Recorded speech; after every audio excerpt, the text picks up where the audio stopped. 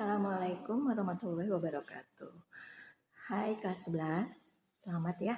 Sekarang udah kelas 11. Nah, selamat datang di pelajaran Bahasa Indonesia.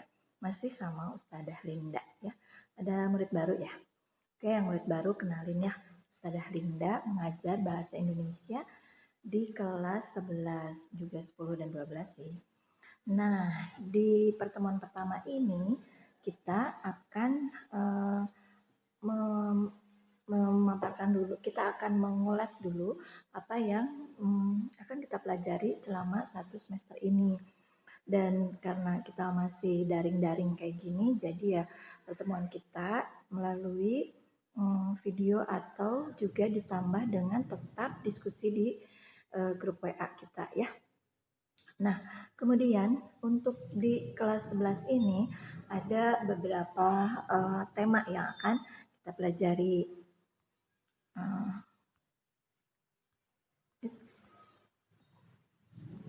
Nah, kita pelajari dulu semuanya ya. Nah, ini ada 5.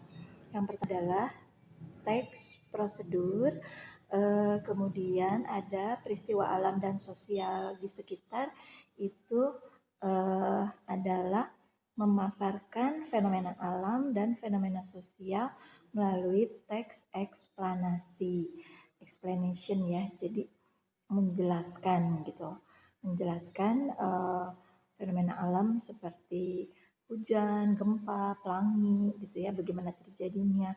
Kemudian kalau fenomena sosial itu banyak ya, misalnya tawuran atau bagaimana kehidupan anak-anak jalanan, bagaimana kejahatan kerah putih, bagaimana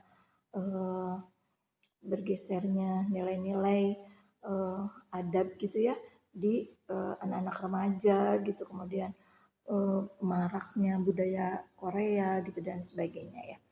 Kemudian di bab 3 ada menelusuri nilai-nilai dalam ceramah. Ini merupakan teks ceramah karena bahasa Indonesia itu kan semuanya berbasis teks ya.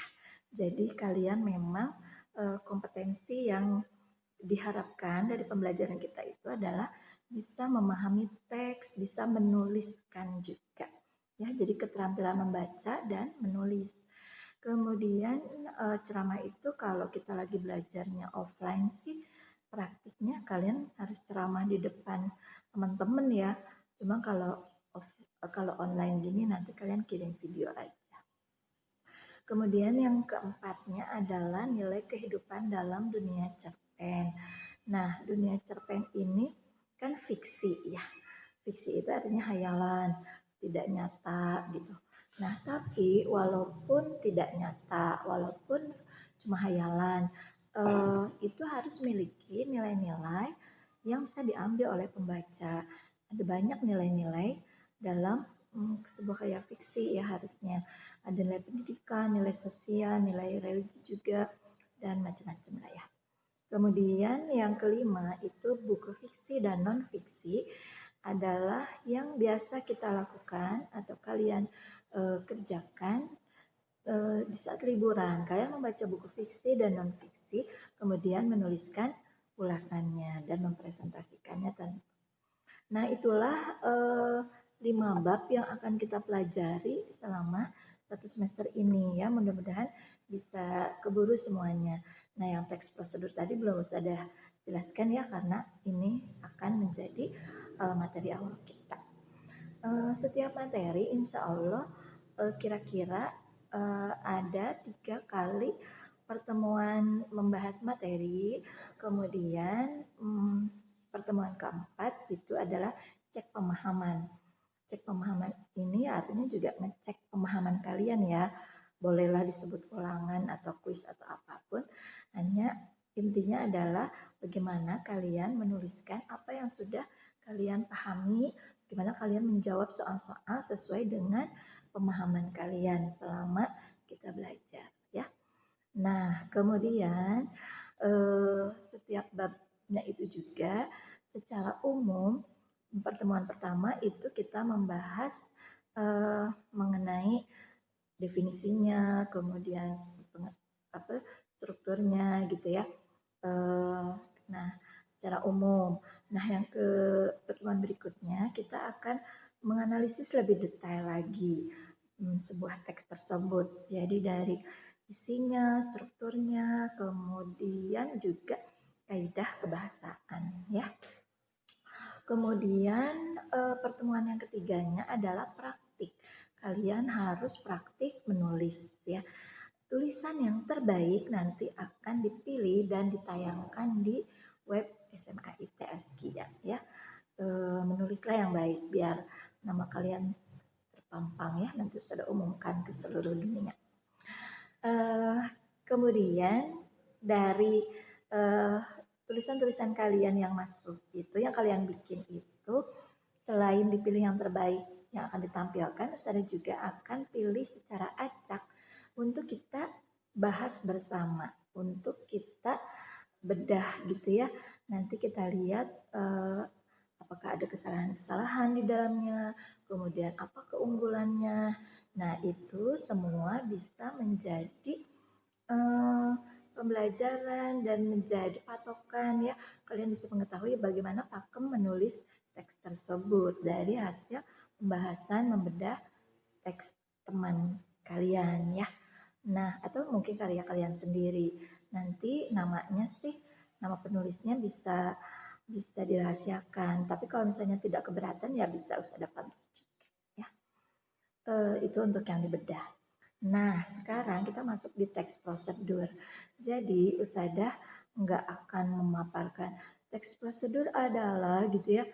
Kemudian ya ciri-cirinya apa dan sebagainya. Sebenarnya sih pinginnya kalau kita lagi belajar di kelas mah,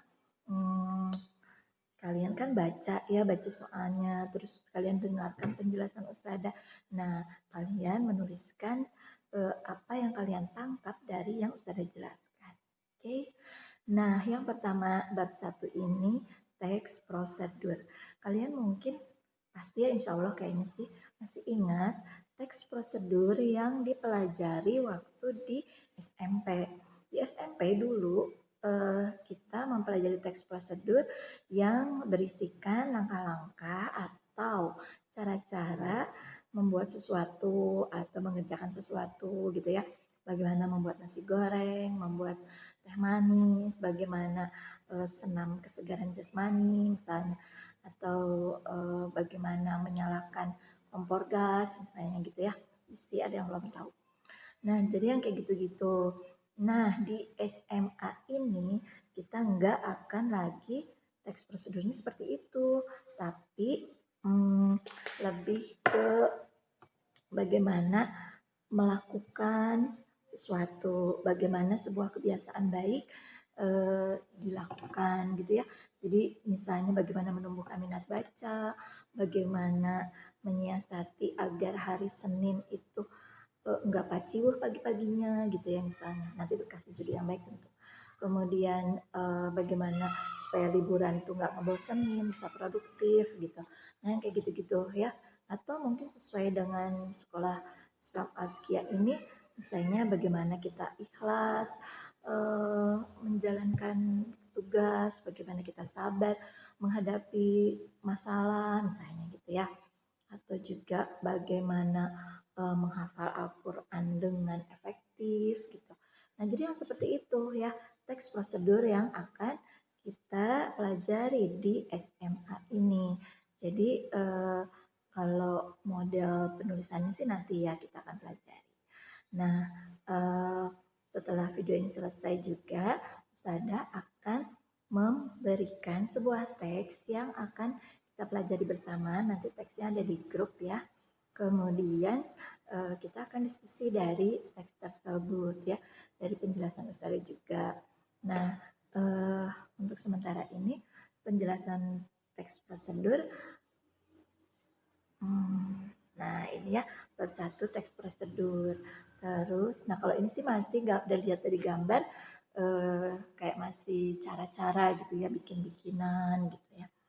Nah, kita akan mempelajari definisi dan ciri-ciri, kemudian jenis-jenisnya. Nah, ini jenis-jenisnya ya, yang ada yang sudah kalian pernah lakukan lakukan, ada juga yang belum ya. Kemudian cara menentukan tahapan-tahapan dalam teks prosedur tersebut. Nah, ini pengertiannya ya. Pengertian mah kalian udah paham lah ya. Kemudian ciri-cirinya nanti harus kalian temukan sendiri sebenarnya. Jadi ini lewat aja sama saya. Nah, inilah jenis-jenis teks prosedur yang sudah pernah kalian pelajari. Yang poin 1 ini sama yang 2 ya. Kok ada itu? Nah, jadi yang pertama adalah teks prosedur yang menjelaskan proses sesuatu bekerja atau instruksi secara manual. Jadi ini menjelaskan mengoperasikan alat misalnya gitu ya, memainkan bagaimana cara memainkan angklung, bagaimana kayak tadi mematikan komputer, misalnya menyalakan kompor gitu ya. Nah itu yang pertama. Kemudian yang kedua adalah teks prosedur yang menginformasikan aktivitas tertentu dengan peraturannya. Nah, itu tadi yang kata Ustazah. Misalnya bagaimana melakukan senam kesegaran jasmani. Nah, kalau sesuai COVID ini bagaimana cara mencuci tangan yang benar, bagaimana cara memasang masker yang baik gitu ya. Terus juga termasuk bagaimana cara membuat apalah gitu ya, resep-resep. Nah, yang ketiga, ini nih teks prosedur yang berhubungan dengan sifat atau kebiasaan manusia. Yang tadi udah Ustazah sampaikan ya, tentang yang tadi itulah pokoknya ya. Nah, ini takut videonya kepanjangan. Oke, jadi Ustazah pikir udah cukup ya penjelasannya. Kita lanjutkan pembahasannya dengan diskusi di grup ya melalui chat. Sebelumnya kita nanti akan membaca dulu teksnya. Oke, kalau ada yang masih ingin ditanyakan juga dari video ini boleh langsung di grup. Demikian, terima kasih. Wassalamualaikum warahmatullahi wabarakatuh.